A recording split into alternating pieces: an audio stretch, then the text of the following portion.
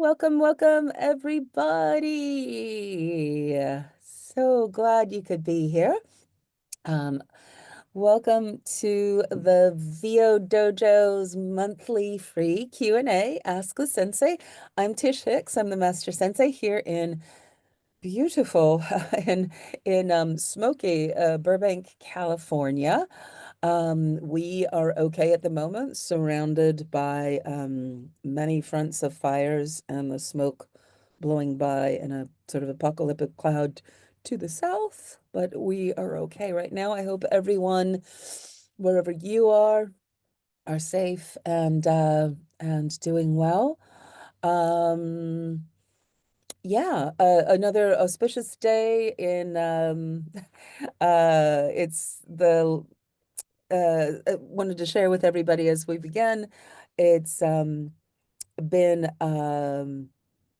something I've been not sharing widely, but now that I'm in the done, um, today was my last day of radiation treatment for a year of breast cancer treatment. I'm cancer-free and done with things with most of my treatments, but everything's okay. So that's why I'm sporting the new do. Thought we'd start the new year with powerful new beginnings. So yeah, appreciate all the support of everyone um, during the course of the year, and it's nice to be able to say done. And yeah, so with that cheery note, let us explain what we're doing here today. So we are joined by Kelsey B, who is our amazing dojo team, who will be moderating for us today. And super excited to have Heather Nichols joining us as our guest sensei today. So the point of Ask the Sensei is to have an opportunity for it's usually me and an esteemed colleague, and we are here to answer your questions. So whatever is a question that you have on your mind of if you're just starting or if you're on your way, what is it that you have a question about that would move you forward that we might be able to help with today? We'll start we'll have Heather introduce herself a little bit. And if you have a chance to take in the Dojo 21 Questions interview that we do with our Ask the Sensei guest, you can get a full scope of Heather's origin story. It's a great interview. And if you have questions about Heather, you can find out more about there. So we'll have her introduce ourselves. We'd love to have you guys put into the chat where you're calling from and where you are on your voiceover journey, so we know how to calibrate our answers. And then you can also put your questions in the chat. That's where we'll go down the line, take your questions and answer as many as we can at 11. We'll finish the call officially at 11. Um, and then if we have extra questions, we might go a little bit over, but if you need to leave at 11, that's how it goes. So it's great to see so many continuing faces, returning faces, and so many new faces. So why don't we get started? Heather, give us a little quick overview of who you are and what your voiceover world is like. Okay, well, hello guys. Thanks for joining us today.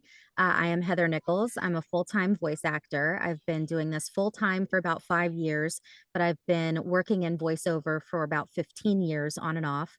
I was mainly focusing on-camera acting for a long time. And voiceover was kind of a side focus for me. And slowly but surely, through a series of events, it became my full time focus. And I just totally fell in love with it.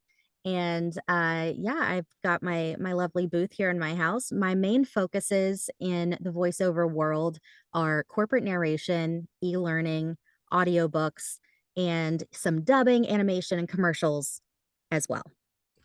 So those are kind of my bread and butter genres. And I've also owned a marketing company for a long time. And so that's a big part of my coaching and my business is just helping other people kind of figure out their branding and the business side of being a voice actor because we are expected to be a one-stop shop at this point. The days of going into your agent's office and them recording your auditions and sending them off and engineering them are long gone, unfortunately. So we have to have all of these different skill sets now. And it's become a really big part of my life trying to help other voice actors kind of avoid some of the pitfalls that maybe I've encountered or friends of mine have encountered, and just having a well-rounded, skill set for your whole business. So I'm happy to be here. I'm happy to answer any questions to the best of my ability. And yeah, it's going to be a fun hour. Excellent. And we're both here to answer all the questions that you have. Heather also is a mom of small kids, which I think is I'm a mom of big kids. They're college and college bound, but I think that that's a really interesting dynamic too of balancing life and voiceover. Yeah. Mm. So, without further ado, what questions do we have? What's on your minds? What's in your hearts? What can we help you with today to move your voiceover forward? If you have a question, please drop it in the chat below. I'll get us started because I think the people are warming up. Heather, um, what is a marketing nugget that most like nugget of knowledge that most people don't think of when they're like creating their brand and trying to set themselves apart from other VOs? I think the biggest thing that I've been focusing on, especially the past year, I've seen so many people get in their heads and think, well, I don't want to post about myself. And I don't want to post like, oh, I booked this, I booked that. I don't want to feel like I'm bragging. I think the mindset has to shift a bit away from you're not talking about yourself, you're talking about your business and your product. So it's having a little bit of mental separation to allow yourself to sell yourself and your product and what you can offer and be proud of that. Act like a business owner, and it's just so important to put yourself out there. If people don't know you exist, they can't hire you and they don't know what you can offer. So it's figuring out, like you said, those ways to make yourself different. Maybe it's a real job that has given you knowledge, in the past that you can use in your voiceover career. For example, maybe you worked in the medical field and you're very knowledgeable with medical technology. Same with maybe you worked in finance, or maybe you were a teacher and that makes you, really great at e-learning content. It's finding those things about you and your personal experience that can help your voiceover career, and that are kind of unique to you and that give you authenticity in that particular subject. Yeah. And here at the dojo, one of the foundational principles that we work off of is that the we don't talk about when we talk about the concept of selling, we do a little semantic shift to sharing.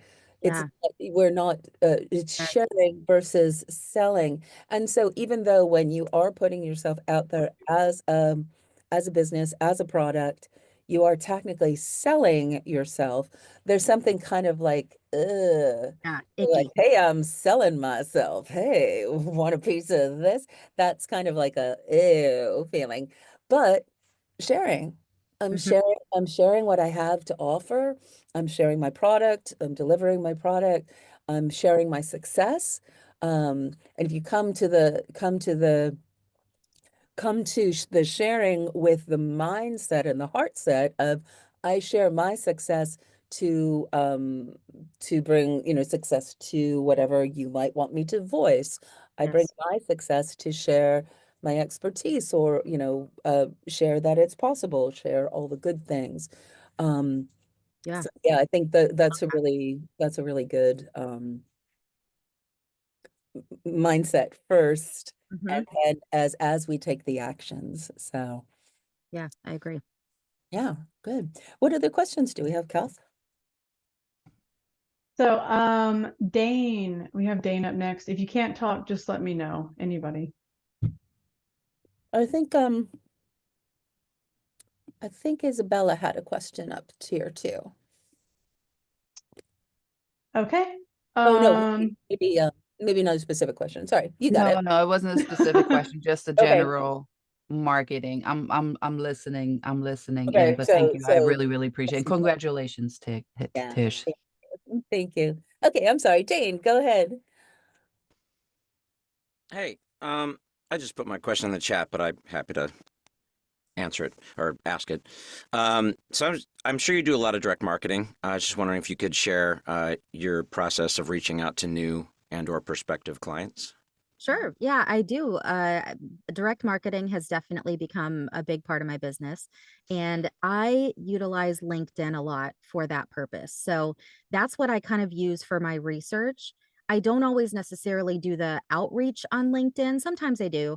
But if I can find a direct email address via a company's website or their profile or just some internet sleuthing, I'll maybe reach out to their direct email address with a pitch. But I do, a lot of LinkedIn. I'll look up, because I work in e-learning and corporate. I'll kind of target keywords like content creator, content producer, e-learning, curriculum, e-learning program designer. That's what it is. That's what it's called. And there's like certain keywords for the different areas that you're focusing on. So if you're focusing on commercial, you'd probably want to look for production houses, that actually produce commercials, and look at their website. Once you find a company, then you got to figure out who you're going to send it to. If they have 100 employees, you're not going to send it to all of them. You're going to send it to one, maybe two at the most. But you want to find the people that are in marketing, that are in advertising, that are in content creation, that are in production. Those are kind of the job titles that you're going to want to be looking for. And then you want to familiarize yourself with what they're already doing, if possible. If they have a website, go to their website, look at their existing content. If they have, previous spots that they've produced, watch them. And then you can use that in your outreach and say, hey, I saw you did this job for Microsoft. I've actually voiced a bunch of projects for them. I would love to, contribute a professional voiceover to your next project with them or another client. And just personalize it. I think that's the biggest thing with direct marketing. I think the biggest mistake people make is they just send out form emails and they get lazy with it, because it is a lot of work. It is, it's time consuming. But it's worth putting in the time, because I've been on the other side of it. I was a VP of marketing for one of the biggest Comic-Con producers in the world for 4 years. I got outreach like that. And if it was a clear copy and paste form letter that they had put no effort into, immediate delete. If it's, hey, I came to your show in this city and I met this person that was great and blah, blah, blah. If they're trying to make an effort to personalize it, I'm much more inclined as the buyer, potential buyer, to, respond positively to that outreach. Does that answer your question a little bit? It does. Just a quick follow-up. Now, are you on like LinkedIn Premium? I do have a premium account just because I didn't want to be limited on how many messages I can send. Yeah, that's what I was asking. Yeah. But you can definitely make some really good strides without having that. You're just limited on the number of direct messages you can send. Right. So it just depends on how much time you have and how, how much outreach you're going to be able to do realistically. And for me, it was worth making that investment, because I have gotten quite a bit of work back. So I've made back my investment, several times over. So for me, it was worth it, but that's not true for everybody. And it wasn't true for me when I was kind of starting my direct marketing journey. So it's just a matter of where you're at in your career. But if you do see that you're like running out of messages, it could be worth it. And I think again, how do we maintain the human factor as we're doing the business stuff, recognizing that business is ultimately just relationship building, whether you're so when I think the other thing to keep in mind when you're sending things out is a couple of things. How do you respond when someone you've never heard from before reaches out to you? what catches your eye, what catches your attention. It's mostly when someone says like, hey, I really understand what you might be going through. How can I help? Yeah. Right? It's usually short and sweet. So make it about them and about how you can help, make it short and sweet. And then I think that there's another cool thing that you can maybe add a layer. So we can all go generally, like, I'm reaching out to barter, barter, barter, barter. I'm going down the list of all the production companies and barter, barter, barter, barter. What if you also figured out like, well, what if I went to school somewhere? Or what if I had some background about something and I found, let me find all of the production companies where someone went to Northwestern. Mhm. Then I could do like, hey man, it's me. I went to Northwestern, you went to Northwestern, saw you were doing something cool. Hey. And suddenly there's like that, it's not a guarantee, right? But suddenly there's like, oh, someone from Northwestern, hello, nice to meet you. As opposed to, hello, you don't know me from Adam. I'm another person who wants something from you, right? Mhm. Um, so just another way. And this, I think this is also one of the things about, um, we are voiceover artists and we run our voiceover businesses. And I think sometimes as artists, we have it might be instilled in us that art is creativity and business is not creativity. And the fact of the matter is that business is supremely creative. How do you find another angle? How do you find your way of doing something? I mean, there is business of this is how business goes. What do you have? What do they need? What is needed, right? We don't say they. There's no they, there's only we. How can we help? Um, but you know, what's your spin on it? That's where creativity comes. So I don't know, just another layer of things to think about as we're reaching out and sharing our business. So Yes. yeah, yeah. Good, great question, Dane. Where are you located, Dane? I'm in the Dallas area. Okay, cool, cool, cool. Yeah, lots of good stuff happening there. Thanks, Heather. Yeah, thank you. Yeah. Who's next, Kelsey? Hi. So why did I say hi? I don't know. Venus. Come on up. Hi, ladies. How are you? Thank you for being here. Happy New Year. New Year. Same to you. Happy for you, Trish. Tish. Trish, I'm sorry. I'm under the weather a little too, so whatever comes out my mouth. I'm sorry. I put my question in the chat. It's gone way up there. I think I asked, how do you reach out to businesses in your backyard who may not be on LinkedIn? I mean, one way you can do it is if it's that close, physically go in and talk to, if it's a small business, speak to a manager and give them a business card and let them hear your voice in person and see you as a fully fleshed out human being instead of just a face on a screen or a name in an email. Mhm. And that's like Tish said, it's about making those connections, those genuine connections, especially if it's someplace that maybe you already go.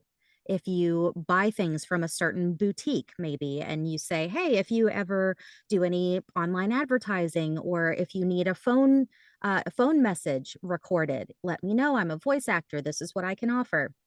Going in with specific ideas is always a good thing. So if you can kind of be familiar with whatever business it is you're going to a little bit and what maybe marketing channels they're already utilizing, then you can go in with a specific idea of how you can contribute to that with your voice. I Great. think having a professional business card is helpful in those situations. If you don't go physically in, you can always call, then they can hear your voice too.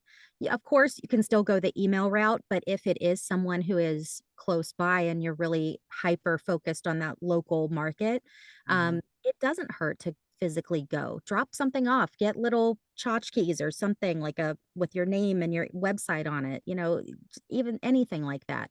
Or if it's a few, if you're not doing like 100, maybe you could even go in and say, hey, let me get you a cup of coffee or something, anything like that to make that connection is a great way to kind of get your name out there. Great. Thank you. Yeah. Appreciate that. Yeah. And then I think it's interesting, we're about to we're have an idea of a thing that we're doing this year because I live in Burbank, and Burbank is kind of like it's like Mayberry with motion picture studios. Like it's a little town, but all of the major industry is here. So if you do a friend of the dojo is Jonathan Tilley. Does anyone know Jonathan Tilley? He's brilliant. He lives in Spain now. And he has an approach of creating uh just zones, like going in mileage zones around from where you are. In Burbank, like where I live, like, oh my God, like within the first little circle is Disney, Warner Brothers, this post house, this trailer house, like there's so many places. So it's kind of exciting to wherever you are. Sometimes it gets a little overwhelming, like, oh my gosh, there's so many people right here. But wherever you are, recognize that this is the community. This is where your business is. So it's a way to get intimate with where you are. I think that's a great approach, Venus.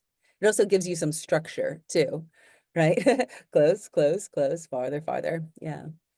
And I think too, knowing that there are more options than just advertising for your services in these situations. So being able to offer something like a phone message or like phone tree, IVR kind of thing, or even training if it's a bigger company and maybe they do training videos for their employees that need a voiceover narration. That's another opportunity too.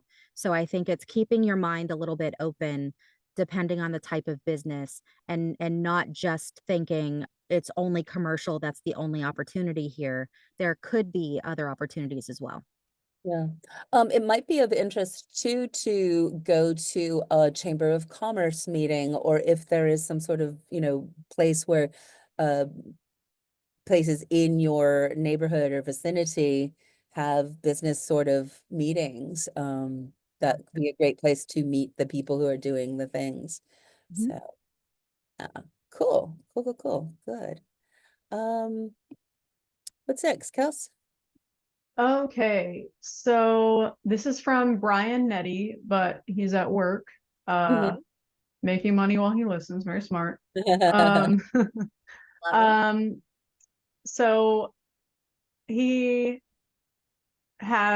it says, I have a quick question, maybe a little specific, but I'm ready to start direct marketing, especially in some of those areas that you work, corporate narration and e-learning. Any advice about some must-haves on your website that have worked for you? Definitely you want your demo front and center. You want that easily accessible. And ideally, you want it to be downloadable as well. Because if someone, I know this from experience, if someone is working as a marketer or as an advertiser and they're trying to, get a bunch of voice actors on a list that whoever the powers that be can choose from, they might want to download your demo and put it in a file on their computer that they can share with whomever they need to within their company. So that's just something that I think people don't think about because they're like, well, it's on my website. They can just go to my website. But sometimes they just prefer to put everything in one place so they're not having to click 1,500 different websites. So I think that's really important. I think just being well spoken in your copy on your website, sounding like a professional. This is a business to business transaction that you are trying to achieve. So sounding like a business person, sounding like you know what you're talking about. I mean, if you're not good with business communication, write a little bio, not your whole life story, but write a concise bio that tells what makes you unique, like we talked about before, any kind of skill sets, any areas of knowledge that may or areas of expertise that you feel would be relevant. And if it doesn't sound as professional as you would like to, put it in Chat GPT. Put it to work for you. We're all so scared of AI, but like use it for something like that. And say, make this sound more professional. and it might help. You never know, or it might at least give you some inspiration. So I think it's having your demo, having professional bio, and having your contact information easily accessible is so important too. And that should include a phone number and email, because sometimes if somebody's in a hurry, they might just want to call you and be like, hey, are you interested? Here's what here's my rate, or here's my budget, whatever. Here's the scope of work. Can you do it? Yes or no? Versus having to do it back and forth via email, which could take a lot longer. So I think that's important. And just side note, if you don't want to put your personal phone number on your website, what I did, I got a Google Voice number, and it's free. And people can call it, they can text it just like a normal number, and it forwards to my phone. And so that's just a little tip for anyone who's not really comfortable putting your personal cell phone out there. Yeah. Good. Excellent. Excellent question. Good. What's next, Kels? Who's next? Okay, so we have Steve Ward up next. Hello. Hey, Steve. How are you? Good. Good. And congratulations for you, Tish. Oh, thank you. My mom, she unfortunately passed away due to cancer, colon cancer, 2016. So, but anyway, don't want to bring any negative vibes. So just happy for you. So my question for you, Heather, because you mentioned that you do e-learning, corporate, etc. What would you say are the main similarities and differences between e-learning and corporation when it comes to reads, maybe potentially how you direct market to them, etc.? I think there's definitely a lot of crossover between those two areas, because e-learning is really kind of a subgenre of corporate narration. I kind of break them out because I do think they have a bit of a different tone. It really depends on the project too, because corporate narration can encompass a lot of different things. It could be what they call more of an anthem read, which might be a video shown at a corporate conference that's saying, hey, let's talk about all the things that we've accomplished this year and yay, go team kind of thing. And that's going to be a very upbeat, inspirational kind of tone. Then you might have training videos. That's more like e-learning. And that's going to be more casual, more serious, still professional. I like to call it corporate conversational. So it's not too corporate, like you're not giving a presentation to 1,000 people, but you're also not just chatting with a friend in a coffee shop. It's somewhere kind of in the middle. Think of how you would speak to a colleague, at work, where you're still going to maintain that bit of a professional air, but you're not pontificating. You're still speaking to someone you know. I think that's the most important differentiator with any corporate narration, is you don't want to sound too corporate because it's going to just turn people off. It's going to put them to sleep. People don't want to be talked at, they want to be talked to. So it's maintaining your actor brain and putting yourself in the shoes of, why am I giving this information? Am I training a friend of mine who just started working at this company and I'm just sharing this information with them? That can really change your tone and and that sets you apart, because anybody can read a script in a nice, smooth corporate tone. But being able to do that and still be approachable, I think, is the balance that you want to strike. Does that make sense? Yeah. And then I think with all of narration, the dojo, we talk about the heart of narration being tell me the story. So whether you're, obviously, if you're doing an audiobook narration, you're literally telling the story. But in what is the story of the corporate narration? What is the story of that you're sharing in the e-learning? And then what is the function, right? So I think that's also really good to recognize what is the function of this piece, who's going to be the audience. So we still can approach narration in the personal way, like who would I personally be connecting with to get that, how am I when I'm talking to somebody?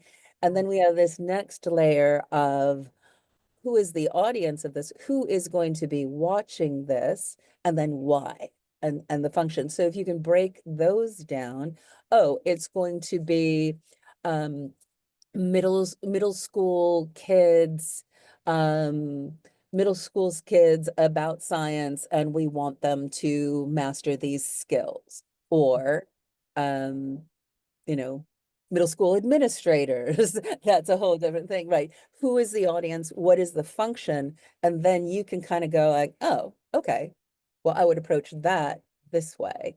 And I think there's also e-learning also has it's delivering a whole product, right? It's a series, either a series of lessons or modules.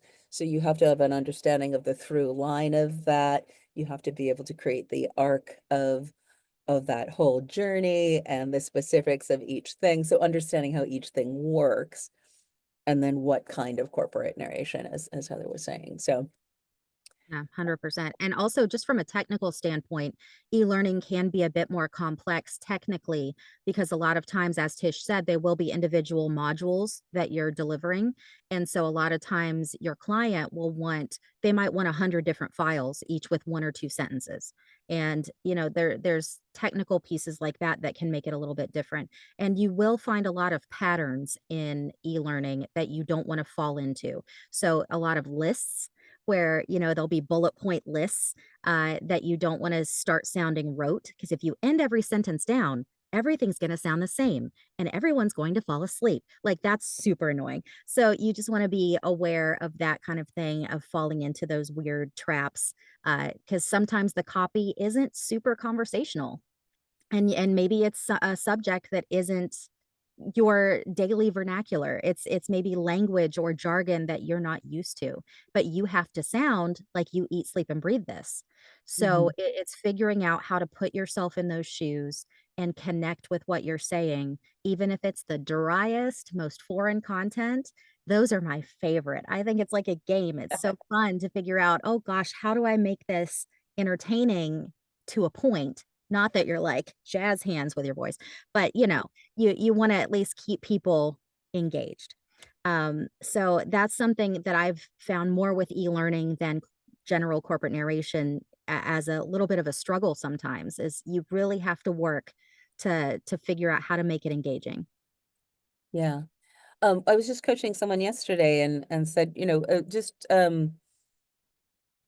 imagine you're sitting right next to the person. I think in e-learning, the more that it's like, oh, hey, can you show me how to do this? And you're like, oh yeah, okay. So here's what you would do, as opposed to, of course, first you would do this. Like, no, let me just show you let me just show you how it works. But you got that sort of personal, let me show you Yes. how this works. That's yeah. Um, cool. So many, like my brain goes to like, oh, and then this and this and this, right? I think that, yeah, we kind of got a good sense. Hopefully that was helpful, Steve. It sure was. Thank you both. Yeah, thank you. Excellent. What's next questions? Lots of great questions. Our next question is from Atibo. Come on up, if you Oh, can. I see them. Okay, I'm here. Yeah. So my question was, you spoke about demos, which was amazing because there's a lot of discord at this point, 60 versus 90. So what are you seeing out in the industry? What demos should we be putting together? What should we consider? What length? And is there any advice or any guidelines you could give around that? Yeah, definitely. It's a great question. I think demos, it depends on the genre, is the biggest thing, the biggest factor. Commercial, you do usually want to keep it closer to 60.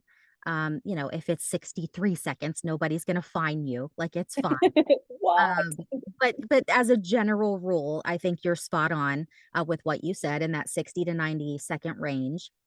With corporate narration, you know, you might end up going a little over the 60, just because sometimes the content is a little bit slower, it's a little bit longer. But I think the biggest factor that you want to keep in mind is showing variety. You don't want to put 4 or 5 pieces of copy that sound the same. You want to show this one, I'm the CEO. This one, I'm training a peer, you know, in a more casual manner. This one, I'm showing my technical expertise with some jargon. Maybe I'm putting some medical terminology in there. It's showing maybe expertise in different subject matters and also showing different tones. So it's really just getting that variety. You want to try to have at least probably 4 or 5 little snippets of copy. And so that's just going to be, you know, 10 seconds a piece, 10 to 15 seconds a piece. So it's very doable. People think they have to, you know, go through this whole big process. It's not as hard as you think. You just need a few really good sentences for each kind of tone, and then you'll be good to go. With e-learning, you'd want to keep it pretty corporate, but still conversational, approachable. But e-learning does tend to be maybe a touch more on the serious side than maybe a corporate narration demo. But still, you want to show that variety. You want to maybe put a list in there, put some questions in there, because there's a lot of that in e-learning of, hey, select from the following options. A, this, B, this, C, this, D, all of the above, whatever it is, put something like that maybe on there just to show that you can handle that without it becoming monotone. But yeah, keep it short. Short and sweet is good. These people are busy. They don't have time to listen to a 5-minute demo, no matter how talented you are. You can show them all that talent once they book you on the job. Right. And I think also keeping in mind a demo is to show to give how does your demo serve the client? So if you are creating an e-learning demo, then understand what are the different modalities that you might be hired as a voiceover. So you might be the, you know, guiding through the entire process, and you'd be sort of the leader of the whole thing. You might be in a scenario. So there might be a, Jim, what's going on with my computer? I can't fix this. And, you know, and then Jim will say, well, it's okay, Marcy, it's all right, right? You know, like a scenario sort of thing, but understanding what and how voices are used in the genre is a good thing to then put on your demo as well, within that. Different energies, yeah, different here's a really good thing for all demos that I like to use is a gamut of what are you wearing, right? So what obviously, and then in the business world, you wouldn't be wearing your flannels and Uggs to, you know, your sweatpants and Uggs to a business thing. But what's the most casual setting in a business thing? And then what is the most formal? And what would you be wearing? And who are you when you're wearing that? And then that, like, create a range of what would you be wearing from most relaxed to most formal. And that's a really kind of cool, not from the brain, but whole body experience of how you can create variation in a demo. Mm-hmm. Yeah, and I think knowing your strengths too, and making sure that you include all of your strengths, because maybe you're really good with kids and you want to include like a K through 12 e-learning snippet on your e-learning demo. You know, where, like Tish said earlier, speaking to a first grader is going to be very different than speaking to the principal or the administrator. So it's That is great. I just have those two. Like knowing what your strengths are, and that, you know, you want to make sure that you're showing all the best parts of you. Thank Good, good. you for that. That was amazing. I don't know about everyone else, but there was takeaway. Good. Good. Yeah. Cool. What's next, Kels? We are coming up on the 45-minute mark. So if you'd like to start getting into our fun sharing stuff, our other fun sharing stuff. Yeah. Well, it's a really good segue, Ativo. Like, we at the dojo are here to help, and Heather would love to hear how people can keep in touch with you. if how you help people as well. So how can people keep in touch with you, Heather? Sure. Yeah. My email is heather@heathernicholsvoiceover.com. I'll put it in the chat for you guys. But definitely you can feel free to reach out if you have questions. I'm happy to help as much as possible. I do offer coaching as well. That website is, hold on, heathernicholscoaching.com. And I would love to hear from you guys. I'm also on TikTok. I put a lot of tips on TikTok and YouTube, a lot of free resources. So I hope that's helpful for you guys. A lot of, basic questions that people have asked, or even specific things that I've encountered that I would love for you to not run into the same walls that I have. TikTok, Instagram, I'm Heather Nichols VO, and let's be friends, guys. Yeah, that's what it's all about, the relationships. And here at the dojo, we are here to guide from I don't know to working pro. What we do is meet you where you are, and then let's jump on together and take you where you want to be. So if you're just beginning, we have our you should do voiceover launch pad and workouts. Next one's coming up February 15th.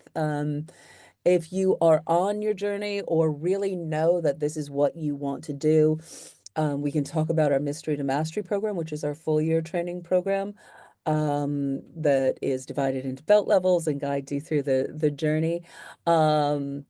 If you are intrigued or have started on the trail of audiobooks, we have You Should Do Audiobooks coming up with our audiobook sensei, Ronnie Butler, at the end of January. We'd love to have you jump into that. He has launched many amazing voice audiobook careers. And our VO Dojo Pro Fight Clubs happen 3 times a month. We're starting them this month, and Fight Club is part of our working pro division. It's a fiercely friendly face-off that turns the audition process transparent. So if you ever have a moment where you press the button and go, "What happened?" This is a great place to come and bring what you got and put it into a real-world setting of here's what happens in an audition, and here's where you stand, and here's where you compete. So booking demo repped and booking for playing, everyone can get a spectator pass, but definitely check out Fight Clubs. We do this every first Wednesday or thereabouts when the year starts. The Ask the Sensei, so this can be a destination, and Get to Know VO is another thing that we do once a month. That's a free thing. So you can go to thevodojo.com. There's everything on our current events, coming up events. You can find stuff there. And invite everyone to get on my calendar. I'm always happy to meet everybody, get a sense of where you're at and where you'd like to be and how we might be able to help. So that is the thing. Did I miss anything, Cassie? Only one thing you What's missed. that?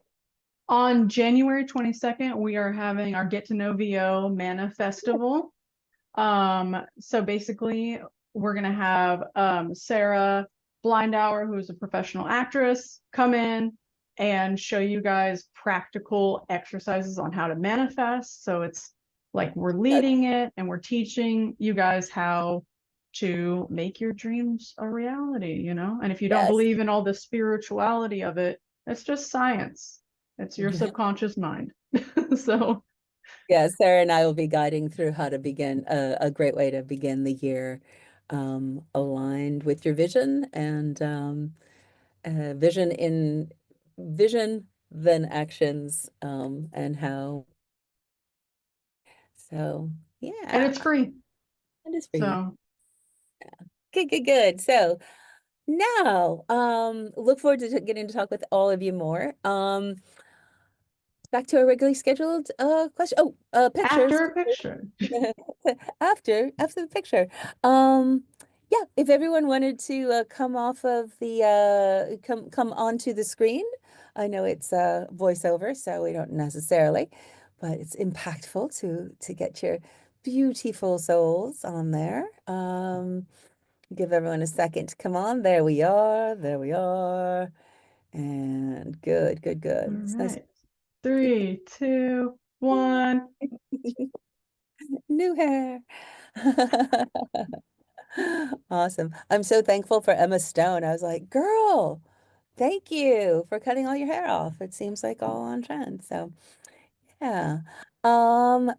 Well, we got some time for some more questions. Who's next? Alrighty. So next up we have Eli. ¿Dónde está Eli? And if you can't talk, that's okay. Yeah. Okay, I'll ask. So Eli says, I'm thinking of making a website looking at other VA websites as templates. Are there other ways to research doing this?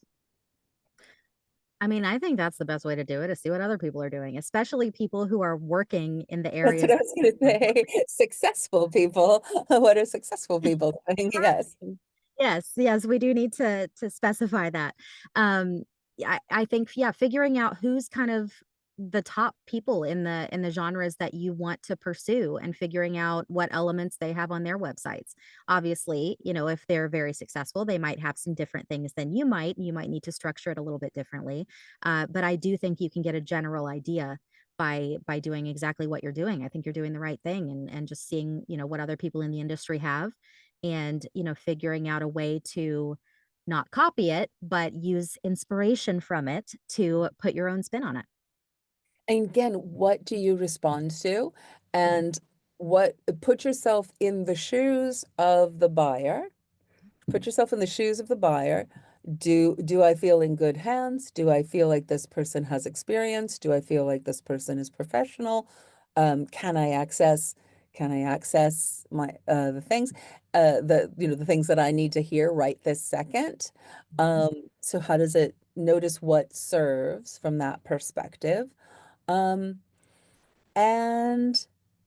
I think from a website, do you get a sense of who this person is? What's the vibe? And then what is it that that person did that you can distill? What will you distill for yourself? Mhm. That just goes like, boom, that's so Eli. Of course it's Eli, right?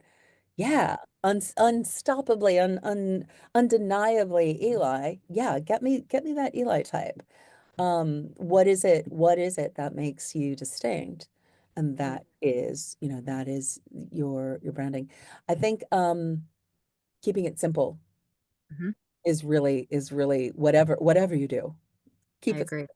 It doesn't need to be fancy. It needs it fancy is not the right word. It doesn't need to be complex. Yeah. Yeah, it actually needs to be simple. It needs to be as simple as possible. So Mhm. yeah. Um, yeah. You could ask people that that you admire, or that you could ask them to share their website with you. That's another way to, crowdsource it. Um, yeah. You could go to Um, places that are making websites and look at what that company puts together, and what a professional company that does websites looks delivers, what's consistent about there. What do you like about that place's work? Yeah. Were you going to say, Kels? I just wanted to add something really quick.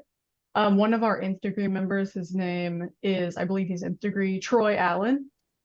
He's a voice actor. And I always worry about, like, I'm a very rough around the edges, kind of humorous, comedic person. And so, like, I don't want to present myself as like, oh, hello, I do business. Um, and his website is a really good example of someone who, it's accessible, but it's funny, and you immediately know who he is when you see it. You know what I mean? It has so much personality. So I'm going to share that with y'all because I really love his website, and the demos are right there and you can download them. And he works. Work. So Yeah. He's a great success story. And I forgot to mention the nth degree. If you guys are working pros, come join us for nth degree. That's our working pro workouts and focus action forums. That's where we hone in on what you're doing as you got your business going. We do it together. So yeah, good. Yeah, and Troy really made a he's got lots of layers of from a regular job, moving from New York to LA. There's a lot of layers to his creating his success. Yeah. So yeah. What's next? We got a couple more minutes here. All right. You guys are asking great questions. Regina Perrone. Regina, hello. She's still here? She's available? Okay. If she's not here, I can ask. And she can catch it in the replay, which is going to come out Monday. And that's why we make you guys ask your questions out loud. Regina asks, are there any specific types of businesses you'd recommend starting with? Like any particular businesses that are looking specifically for voiceover, really need voiceover? I mean, production companies would be my first thought. Figuring out who's producing all these explainer videos that companies are needing, who's doing their social media ads, creating that actual content. And most of the time those are outsourced to a production company, especially in larger businesses. So, there might be smaller businesses where the marketing team is tasked with creating that themselves, but a lot of times it is outsourced. So finding production companies, ideally that specialize in industries or genres that you are looking to focus on, but looking for creative directors, production managers, video production, instructional development. Like these are all the kind of keywords that you would want to search for. And directors, producers, those types of individuals and those types of positions, that's who you want to be targeting. So I think it's anybody in video production, in radio ad production. If you're looking to do audiobooks, going to those publishing houses, get that most of them have rosters and they have a process for narrators to get onboarded for those rosters. Some production companies do that as well. They have kind of internal voiceover rosters, and they'll just send out opportunities to those people that they've kind of already vetted. So those are great ways to kind of start forming, those relationships. Mm-hmm. Mm-hmm. Yeah. And I think it I think it also goes back to your branding. What does your voice serve? So if you have a voice that serves the healthcare industry, then great. Then figure out who's the marketing person for that, it might be a large corporation or it might be a local local healthcare opportunity. That's another thing. So everyone's going to the specific businesses that each of us target or reach out to, because target sounds like bad, but I'm going to kill you or something, but that we hone in on or focus in on, how can we best serve, right? Yeah, good. Excellent. What other questions do we have?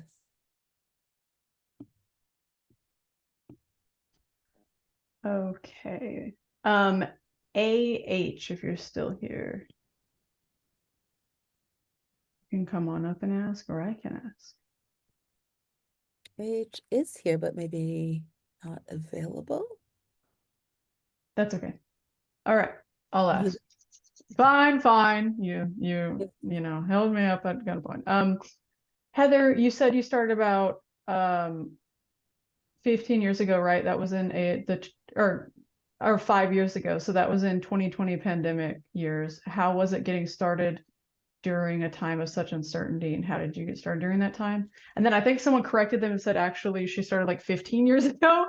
So I think a better question would be, how did you like persist, and how did that come about for you? Sure. Honestly, you're both right in the chat. Mhm. I did start voiceover about 15 years ago, but I went full time about 5 years ago. So it was a shift. So again, you're both right. Nobody's wrong.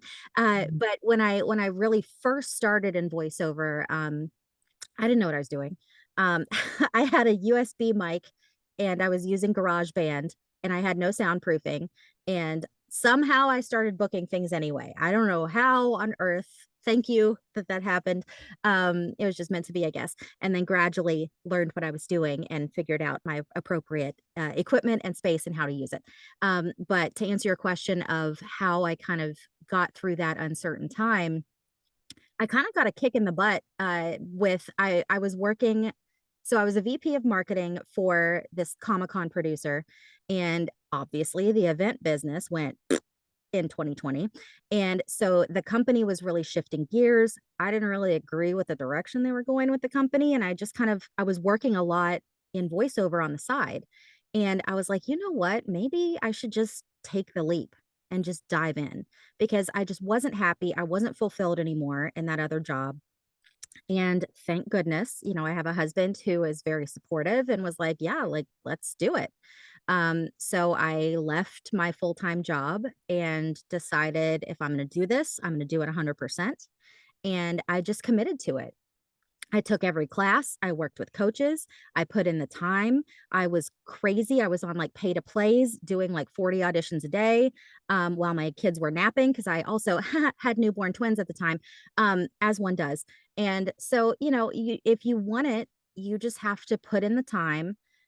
Even if it's hard, even if times are crazy, the industry has been in such turmoil the last few years with strikes and all the various things, that are changing, but I think if you just put your head down, take one step at a time, take this class, focus on learning this bit of software, honing this one skill. If you take these baby steps, they're all going to add up and you're going to look back and see how far you've come. So I think it's just about not getting overwhelmed because there's so many things that you have to think about as a voice actor and just taking them one step at a time. I think somebody asked that in the chat too later. About just like taking things, focusing on one thing at a time versus multiple things. I think you can learn multiple things at once, but you don't want to overextend yourself because then it's just going to backfire. So kind of focusing on maybe this month, I'm going to really focus on my technical abilities and my editing skills. Maybe I'll work with an engineer and make sure that my space is in really good shape and that my sound quality is excellent. Maybe next month I'll take an animation class. Maybe the next month I'll take a commercial class. um, it's just compartmentalizing like that and just taking those steps one at a time. Does that answer your question? Yeah. And I think If I there's was also AH, I'd say yes. I think also that there's the parts that we're all always in development of. There's developing your skills and deepening and adding new layers of nuance in your skills. Then there's adding genres, right? Mhm. Like going outside. Oh, here's another way to diversify my income stream. So you might be developing skills and then developing your business relationships within each of those things because they're all business relationships, but the people you know in the e-learning world will be different than the people you know in the corporate world, in the commercial world, in the animation, in the anime. Like there's different groups of people that you'll have working relationships with as you build your business as well. So just um keeping track of where you are in each of those things. Yeah. Um, yeah. And then I think then there's also um I think there's also kind of an understanding of who you are and what you're bringing to the market, an understanding of what you're trying to accomplish, right? What are your goals and what will serve your life? And then what is the blend of okay, well, what could be the lowest hanging fruit, the most accessible way that you can start getting some ROI, return on investment, so that you don't get discouraged, right? So if you're like, I want to be the best promo voice in all of the world, fantastic, not impossible, not impossible, very possible. However, it may not be the first thing that happens in your voiceover career that you're like, hey, I'm a promoter guy or gal. And then here I am. It might happen that way. But it's, what are the things that you're diversifying and then going to the things that you like, your voice fits, and that you start building working relationships so you're getting some income coming in as well. So you're not going like, this is stupid, it's not working. I put so much into it. We don't want to get you don't want you to get to the place where you're discouraged or angry or bitter or frustrated, right? Because there will be frustrations that we all do in any business or any pursuit or any thing that we are endeavoring to master and then build businesses in. But yeah, so. And to build on what you said, Tish, I think the key is having an open mind. And like you said, maybe you are focused on one particular genre, that's your ultimate goal. But I know for me, I didn't go into voiceover being like, I'm going to be the best corporate narrator in the world. Like that wasn't like we all want to be like a Disney princess. Like that could be the ultimate goal. But I started getting work, like you said, I started getting that ROI in the corporate sector. And so I thought, well, hey, there's something here. So I really put my focus in that for a while and followed that success and that money and those opportunities. And then once I had that foundation laid, it was easier for me to branch out and diversify, as you said, into these other genres. So Right. I think that's a great point that Tish made of, you may not start with where you want to end, but you just have to start somewhere and it can lead you still to that ultimate goal. Yeah. Yeah. Good.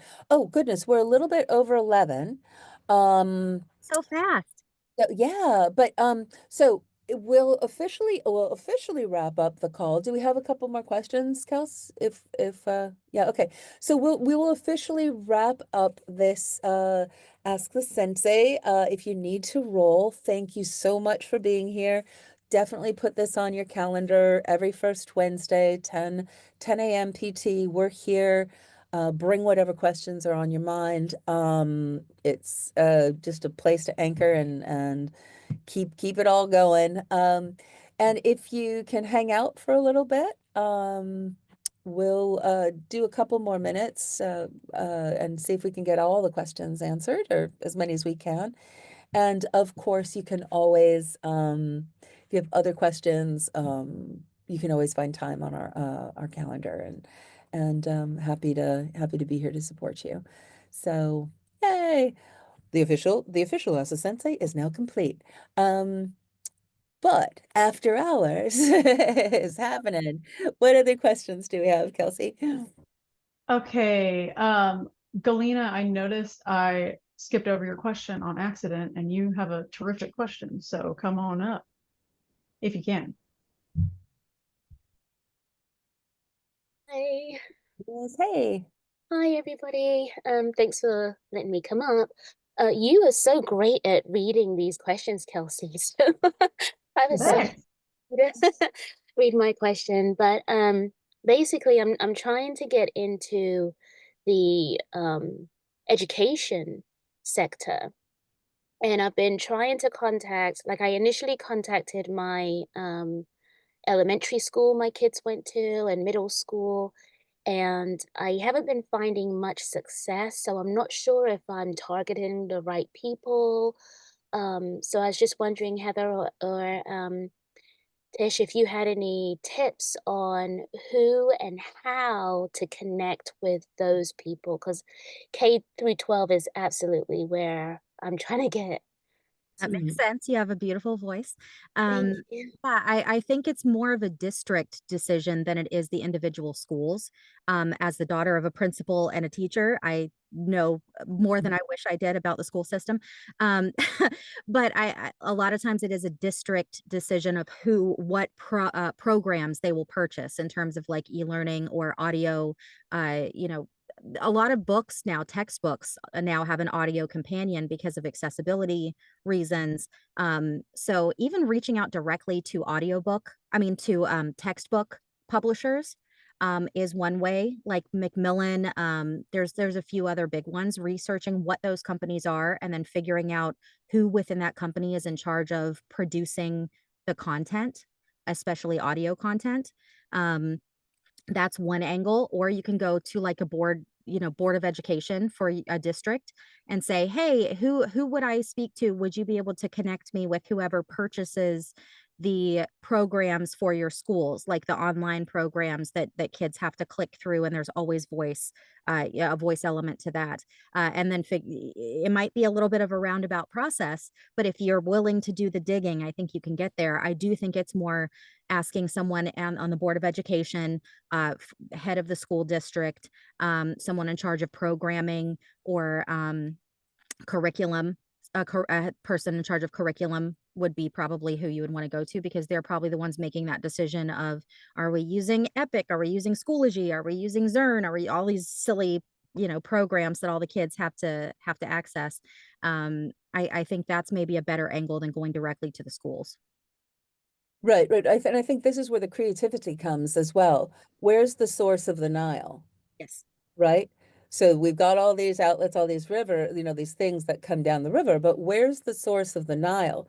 So if you're thinking, okay, so something with voices and early education, okay, then what are the educational toys? So, one of our great Fight Club guests is, and a dojo member is Chuck Wedge, who works for Leapfrog. Yeah. So Leapfrog makes toys, educational interactive toys, and they also have a whole branch of books and learning, etc. So then you go like, okay, that's the source of this, and this. That's the source of the Nile. How do I get to know those people? And this is kind of where how do you get actually we have a really great Go Guide, which is a product that we have where we ask dojo members who have had success in different areas to kind of give a little overview of like, how could you get started in this? And Chuck has a really good Go Guide about this. Maybe email us and with that specific request, and we can get you connected with that. So, but then once you start thinking about that, about one thing, then your creativity or your LinkedIn Alice in Wonderlanding down the rabbit holing could be like, oh, okay, well, if that's that, who else, right? That's the way to think about it. Keep on going, where's the source of the Nile?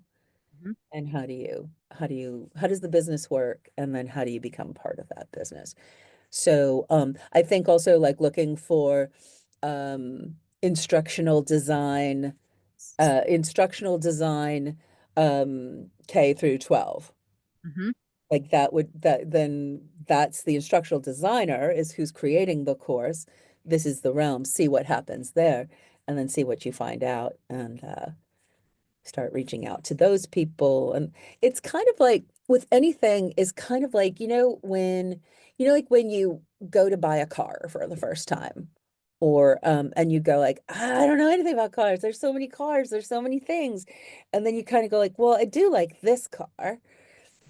And then you go and talk to somebody and they'll go like, okay, so this is what we'll talk about when we're helping you decide on what car you're getting. And then the next time you go to talk to another car dealer, or realtor or whatever it is, you're like, okay, so I need to know this, and this.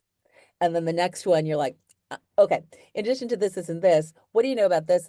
Like you just, as you start understanding what the thing is, how does it work, then you're able to question and find and connect, right? Yeah. Good. And this is why this question and answer is so good, because you ask one question and there's like, oh, here's a bunch of other questions that you can start honing in on. So that's good. Yeah. Thank you so much. That was very informative. Yeah. For Oh, real. and one more just like sort of mindset thing. If you ever get to a place where you're like, I want to go there, but I'm here. What? Ah, ah. So then if you're looking at it like this, like if you're just going like, okay, it's this, then turn it around. Oh, what's that? Oh, here's another angle. Oh, here's the whole front of it. Here's what the cough drop is. I just keep on turning it around until you find a way that you don't feel stuck, Mhm. right? I think sometimes you're like, I don't know. I don't know. Right. Yeah. That's just a sort of mindset thing too. So yeah, cool. Do we have time for one more question, or do we have more questions? We have 2 more questions. Okay. Are you okay, Heather, if we answer 2 more questions? Okay. Fire away. Awesome. All right. Terry, come on up, Terry. Woo! Hi, friend. Hello, friends. Mhm. You already answered my question. Oh, which one did we answer? I was asking her whether or not we should. Oh, hi, Heather. Nice to meet you. Hi. And hey, Tish, we love you. I'm happy to hear you're feeling better, sweetie. Yeah, thank you. Thank you. I was the one that asked the question about whether or not you should take it one skill at a time as far as like learning performance. Yeah. Yeah. So your answer was pretty much yes. It was just the way that I've done it in my career so far. So Sure. thank Yeah. you. Yeah. Pretty good. It's nice to meet you, though. And what's the last question? And I see Roxana's hand too. Yes. So Roxanne will actually be our last question. But we love a Terry Easter egg. Always Terry Briscoe Easter egg. Venus Crute. Come on up. I know you're up here earlier. Venus Crute. Oh, Crute. Oh, that's way better than how I said it. Jesus. So sorry. No problem. I get it all the time. So my question was, I don't know if you do this or have direction for this, but let me just ask it.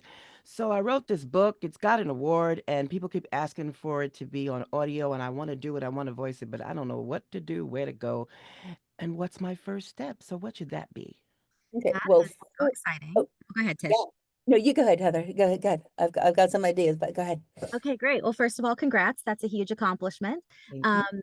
ACX is the platform for Audible. So if you're looking to distribute on Amazon, so that would be via like Kindle, and then have the audiobook on Audible, you would you could post it on ACX if you choose to. And then you can hire a narrator on that platform.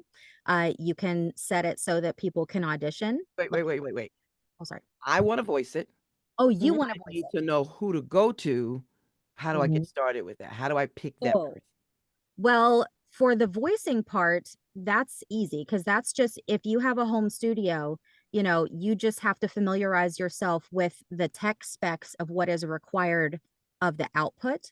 So, for example, for an audiobook, there's very specific tech specs that you have to meet in terms of like volume, RMS level, the noise floor has to be above a certain number. So first of all, just kind of researching those terms because you might be like, I don't even know what a noise floor is. And so how do you get it to the right level if you don't even know what it is? So it could be studying with someone who, like using a coach that does audiobooks, or something like that, and they can kind of guide you on what those areas are that you need to research.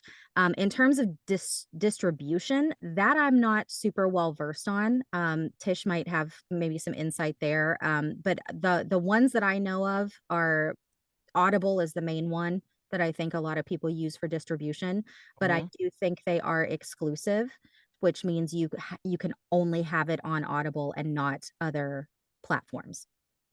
So I think the key is just getting it created. Yeah, I think I just want to go to somebody and have them direct. The only thing I want to think about is the voice. And So not, you would want to hire an engineer then, probably is what you'd want to do. Because with audiobooks, I produce all my own stuff, but there's a lot of people who they'll do exactly what you're saying, where it's like, I just want to be the narrator. I don't want to deal with the engineering. They'll hire an engineer. There's a Facebook group. I think it's called like Audiobook Narrators. And there's a document in that group that lists kind of vetted proofers and engineers that are known in the industry that are successful. So Okay. maybe something like that where you could go on that list and just see if someone matches what you're looking for at the price point that you're looking for. But I think that would be an easy way for you to do it, is hiring an engineer to just handle all of that for you. And then, like you said, you just do the reading. Yeah, I don't want all this responsibility. I just want to talk. That's fair. I just want to talk. The cool thing is here, Venus, that you are in this next realm of your voiceover career, where you have your voiceover career and now you're creating your own content, and that's a really powerful thing for all of us to continue to think about. How can we be creating our own thing? So my questions to you, so there's twofold, right? There's the act of creating an audiobook, and then there is getting that audiobook distributed into the world. And so you need to be clear on what are, if it's just for your friends and family, then sit down and if you're trying to get this into the, released into the world in a certain way, what are you trying to accomplish? So I would say, in terms of that, what is the content? Because you might be able to find audiobook publishers that are interested in that realm, Okay. right? Mm-hmm. I would recommend reaching out for an investigative informational call, and to investigate. My friend Amy Rubinet is an amazing audiobook publisher. She has Mosaic is her company, and she works a lot with celebrities who have books, and she guides them. But she might be someone to talk to about what might be available through her, or how she might have recommendations. Okay. I think Chris Cilia, I think I'm saying his name right, Leonardo Audiobooks is another up and coming publisher. So I'd kind of investigate what's going on in the audiobook world. What is the genre that your book is? It's poetry. Love poetry. It's A poetry. Okay. compilation of 25 love poems, the good, the bad, and everything in between. Okay, so that's that, then you might figure out, okay, so who's doing that, and where is that needed, and where is a market of that, right? Okay. So, I talked to Amy, I'd touch base with Chris, and then kind of do that same, where's the source of the Nile question that we talked about. Like, great, who's putting poetry out in the world? Okay, cool. Who's like, look at what are other audiobook versions of poetry, who produced them? Do you Right. see where my brain just went? Yeah, yeah. Yeah, yeah. Great. Thank you. And then, it's the other way to do this is, it's January. You've got 6 weeks before people are looking for love things. Yeah. If it's 20 poems, I'm sure you're prolific, but it's probably not it's probably not a giant tome, right? It's poetry. Mhm. Um, so I don't know, you can figure out what, how Yeah. to get it out there in the world in a Yeah, I'm looking prototype. for more book signings in February and especially April because it's poetry month in April. So yeah. Yeah. So that, like, yeah. So touch base. So it's a good poetry time. So So as I share, as I go, it's available on Amazon, a couple of other things, and on my website. very Yeah. good. Very good. Well done. It's been great. I appreciate you guys so much. Heather, I reached out to you on Instagram. I'll do LinkedIn as well. So See you I'll there. see you guys in the pro dojo sooner or later. I gotta run. Good to see you. Thanks a lot. Bye bye now. We finish Happy with New Year, Roxana, everybody. Kelsey, and then we'll Oh, Yes, hi. Roxana Cortez. Yes, hi everyone. So thankful to be here. I met you, Tish, at the Sovas Expo Oh yes. in Yes. December. Yeah, and I need to follow up and get a conversation with you directly. I know that. And this is the first time I've joined. I joined the dojo then at the expo, and and I'm a little bit like, I'm a working actor. I've been working on this for a few years, but I have a lot of experience in many different things, acting wise. In the voiceover world, I'm a commercial actor. I'm working radio commercials and a little bit of everything. My thing is I have no branding of my own. I only let my agent. It's a big one, so they do like my marketing. I haven't taken control of that until lately that I want to. So my question for all the experienced people in this room would be, it's kind of like the chicken and the egg. Like, what am I going for first? Should I have a website that has like a link to my casting networks profile, or is it more confusing to do that? I just don't know what I need to be doing Well, first. I think so. If you have a working relationship with representation, that's fantastic. So then you think of your website as an additional tool that either you can that they can be saying, oh, and here's Roxana's website, etc. So it's an additional tool to help even your agents, because maybe your agents, whenever you're at an agency, right? You're in the context of the Yeah, universe of their roster. So yeah, what opportunities you're getting may just be, because that's where you fit in the realm of right. their picture. So there might be all other things that you can open up to, or you can open up your agents like, oh, Roxana, we never thought about that for her. Wow, that's cool. So we're always in collaboration. Our agency team is our team that we're collaborating with. So so doing something like honing in on your own branding will help you and help them help you, right? Right. So Yeah. mhm.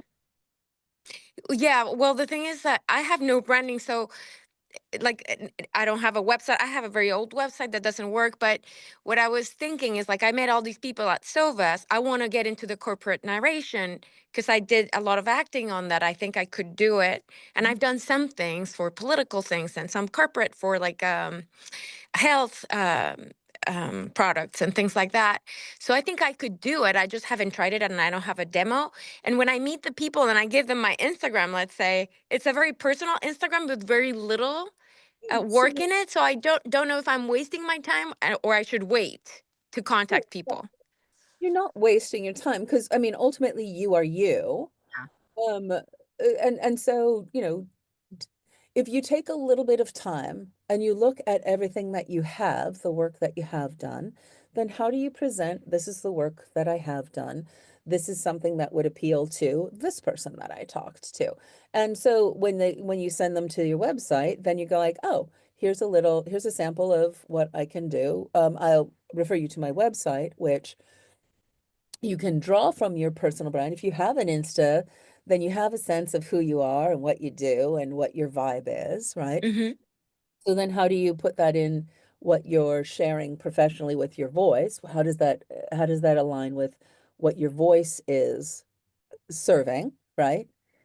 Yeah. Uh, and so I think it seems really confusing when you haven't done it or you haven't had to do it. But if you just calmly go,